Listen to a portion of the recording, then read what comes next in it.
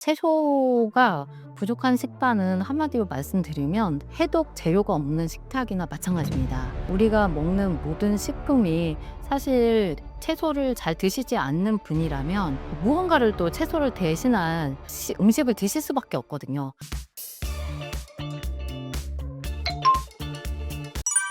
몸이 스스로 만드는 독소도 있나요? 우리 몸에서 독소를 만든다 하면 다들 많이 놀라시는데요. 우리가 숨 쉬고 소화하고 세포와 에너지를 만드는 모든 과정에서는 부산물이 나올 수밖에 없습니다. 대표적인 게 활성산소고요. 이 활성산소가 잘 제거되고 해독될 때는 문제가 없습니다. 그리고 소량의 활성산소는 우리 몸 면역을 좋게 하기도 하는데요. 문제는 이 과다하게 활성산소가 발생하고 이 활성산소가 제대로 제거되지 않았을 때는 세포 손상을 결국 일으키게 됩니다. 만성염증을 일으키게 되고요. 산화 스트레스라고 하는데 이 산화 스트레스를 일으키는 것이 정말 많습니다. 우리가 먹는 초강공식품들도 산화 스트레스를 일으키고 그리고 짜증내고 불안하고 이런 심리적인 상태도 산화 스트레스를 증가하게 됩니다. 불규칙한 수면, 운동 부족 이 모든 것이 이 산화 스트레스를 증가하는 원인이 되는데요. 정말 자신의 해독 시스템이 한계를 넘어가지 않았나 이것을 좀 볼 필요가 있습니다. 충분히 잠을 주무시는지, 식습관을 잘하고 계시는지, 그리고 스트레스 조절을 잘하고 계시는지, 운동을 규칙적으로 잘하고 계신지 이 모든 것이 만성 질환을 일으키는 만성염증을 예방하는 좋은 습관이 됩니다. 일상 속 최악의 독소는 어떤 것들이 있나요?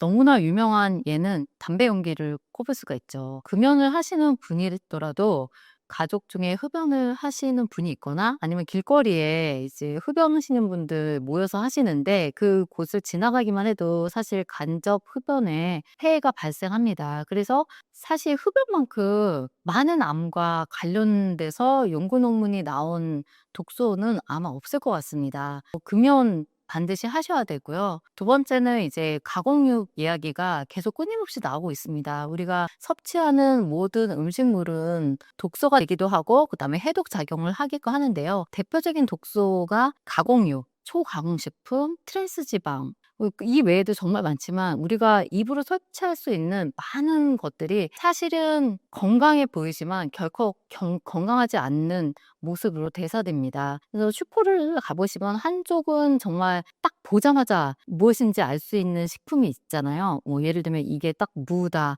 배추다, 고구마다 이런 식품이 사실 해독을 하는 식품이고요. 우리가 이제 반대편에 공장에서 나온 식품들, 영양 성분표가 있고 비닐로 쌓여져 있어서 저희가 일일이 확인해야 되는 식품들은 사실은 그 안에 있는 많은 첨가물들이 우리가 결국 우리 몸이 해독해야 할 독소로 작용합니다. 제가 인상 깊게 들었던 이야기 중에 부엌에서 없는 재료들이 있는 식품은 최소한 하라고 이제 들었는데 그게 정말 지혜로운 이야기라는 생각이 들어요. 발음하기 어려운 첨가물들이 많은 곳은 결코 몸에 좋지 않습니다. 그리고 이 외에도 저희가 이제 미세먼지를 이야기를 안 할 수가 없어요. 이 미세먼지 사실 되게 무심하신 분들이 많은데 지금 미세먼지에 대한 연구 논문이 계속해서 나오고 있습니다. 미세먼지는 결국 이제 염증을 일으켜서 뇌에도 똑같이 염증을 일으켜서 치매랑도 관련이 있다는 논문이 요즘 계속 나오고 있거든요. 그래서 치매 굉장히 두려워하시지만 미세먼지랑 연관이 있다는 생각은 미처 못하실 텐데요.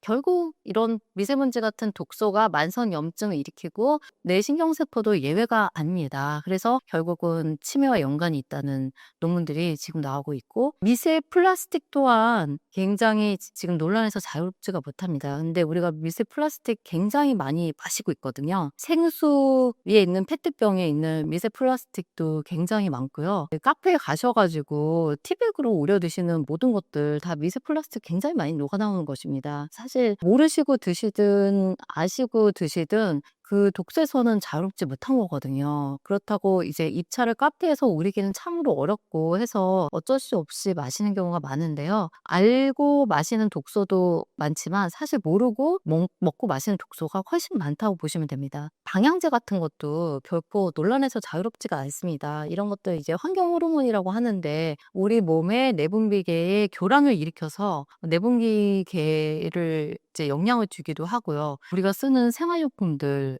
많은 부분들이 사실은 자연계에 존재하지 않는 것을 생활 편리를 위해서 만든 것들이 많습니다. 물론 안 쓸 수는 없지만 좀 최소한으로 하시는 게 좀 바람직하다고 생각합니다. 독소를 줄이기 위해 가장 먼저 끊어야 할 것은 무엇인가요?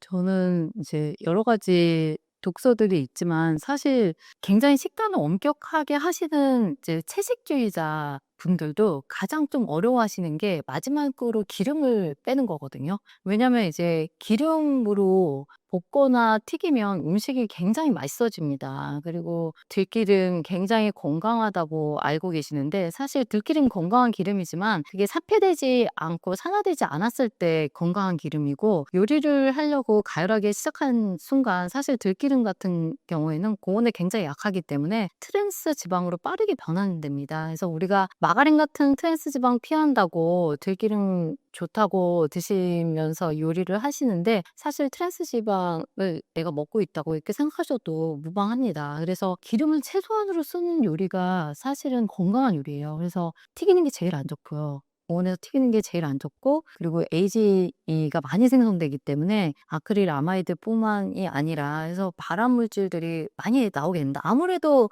고온에서 음식을 하다 보면 기름도 변형이 될 수밖에 없는 거고요. 맛은 있지만 건강에 좋지 않은 경우가 굉장히 많습니다. 그래서 요리 방법에 따라서 얼마든지 트랜스 지방의 변화는 막을 수 있는데요. 튀기고 이제 볶는 요리보다는 찌는 요리가 건강에는 더 좋다고 말씀드리고 싶어요. 채소가 부족한 식단은 왜 나쁜가요? 채소가 부족한 식단은 한마디로 말씀드리면 해독 재료가 없는 식탁이나 마찬가지입니다. 우리가 먹는 모든 식품이 사실 채소를 잘 드시지 않는 분이라면 무언가를 또 채소를 대신한 음식을 드실 수밖에 없거든요.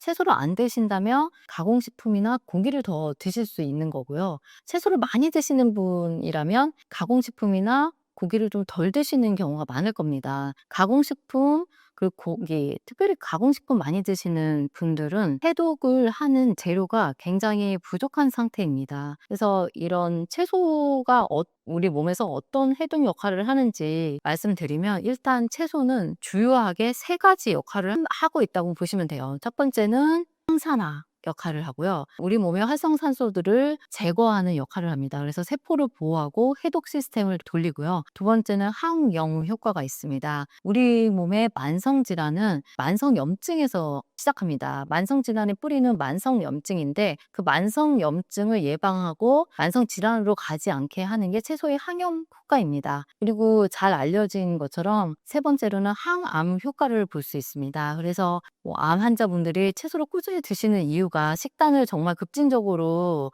채소를 꾸준히 드시는 습관으로 바꾸신 이유가 채소의 항암 효과가 널리 알려져 있기 때문입니다. 그래서 이 세 가지 채소의 효능을 생각해 봤을 때 채소를 드시지 않는다고 하신다면 이 세 가지 효과를 못 누리실 뿐만 아니라 초가공식품의 여러 첨가물들이 또 몸의 독소로 작용해서 우리 몸에 유익균들보다는 유해균에게 더 이로운 역할을 하게 됩니다. 이렇게 될 경우에는 장누수 증후군이라고 많이 알려져 있는데, 장벽이 독소로 인해서 헐벗어지고 제거되어야 할 독소가 다시 체내로 돌면서 온몸에 염증을 일으키는 악순환을 일으키게 됩니다. 그래서 가공식품을 많이 드시는 분들은 맛과 편리함에 익숙한 분들이신데 결코 질병에서 자유롭지 못하다는 경각심을 이제라도 가지셨으면 좋겠습니다. 식품 회사들은 이윤을 추구하는 곳이지 건강을 추구하는 곳이 아닙니다. 그런데 소비자가 바뀌면 식품 회사도 결국은 소비자들의 기호를 반영할 수밖에 없습니다. 그래서 저는 이 시대에 정말 누구보다도 소비자들이 똑똑해지셔야 한다고 생각을 합니다. 우리 몸을 해독하는 것은 얼마나 중요한가요?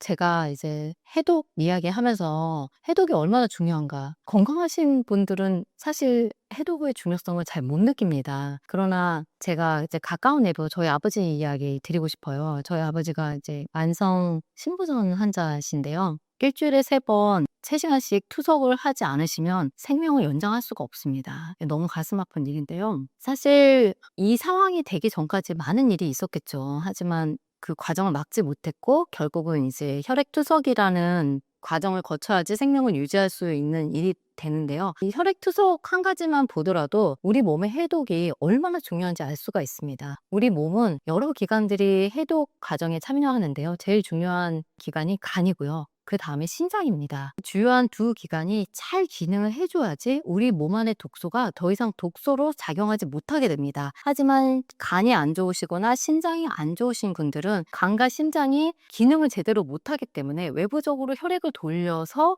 다시 독소를 제거하고 맞춰서 다시 넣어야 되는 이 상황을 겪는 일이거든요. 그래서 건강하실 때 간과 신장이 해독 시스템을 원활히 돌리고 있기 때문에 건강하시다고 생각하시면 돼요. 아, 독소 뭐 그게 뭐 얼마나 중요하겠어 해도 뭐 당연히 하는 거지 하고 실감이 안 나실 텐데요. 만성 신부전이나 간경화를 딱 진단받으시면 아, 우리 몸이 얼마나 정말 말없이 한계에 치에 이를 때까지 묵묵히 기능을 하고 있었나, 그리고 해독이 되지 않을 때 당장 돌아가실 수 있구나라는 걸 정말 깨닫게 될 것 같습니다. 우리 몸의 해독을 위해 꼭 지키는 것이 있으신가요? 첫 번째는 일단 안 좋은 것을 최대한 섭취하지 않는 게 첫 번째입니다, 사실은. 저희 가족들은 사실 뭐 햄 소시지를 제가 사지를 않기 때문에 굉장히 초반에 불만이 많았어요.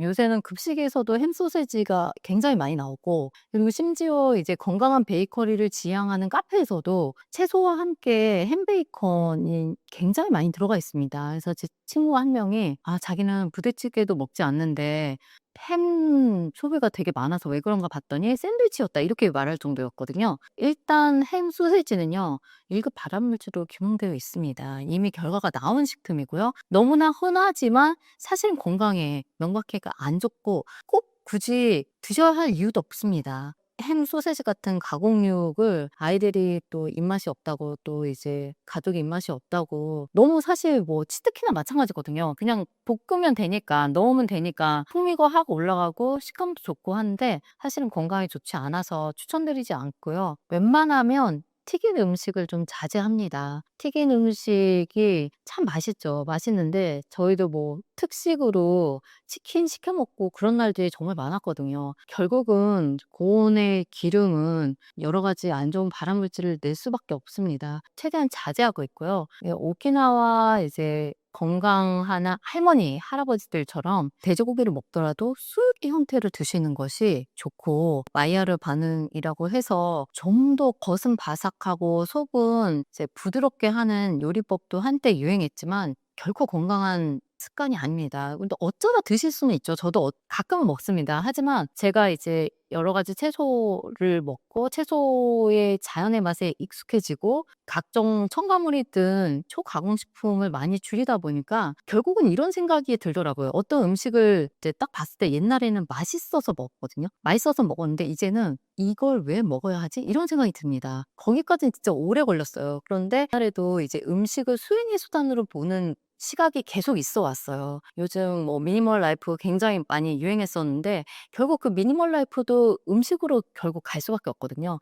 자기를 생각하고 그다음에 자신의 라이프를 돌아보게 합니다. 우리가 편하고 익숙하다는 이유로 그냥 쉽게 쉽게 음식을 드시다 보면 그 식물이 가지고 있는 고유의 기능을 많이 생각을 못 하게 됩니다.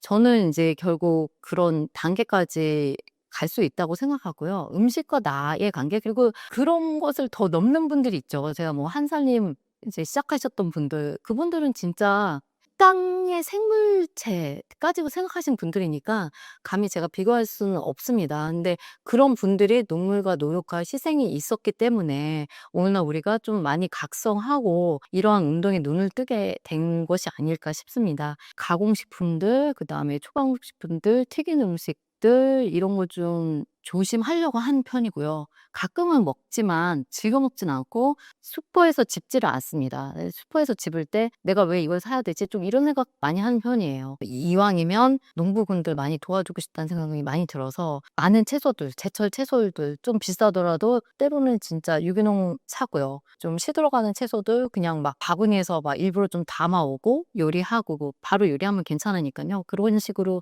채소 소비를 의식적으로 꾸준히 하게 됩니다. 근데 결국은 이제 책의 어른의 맛이라는 책에서도 이제 공감한 부분이 참 많았었는데요. 봄이 되면 몸이 원합니다. 제철 채소를 제철 나물을 원하고 냉이 된장국을 원하고 달래 오이 무침 먹고 싶고 자연스러운 몸의 필요에 의한 변화를 좀 느끼게 되는 것이 중년의 나이가 아닐까 싶습니다.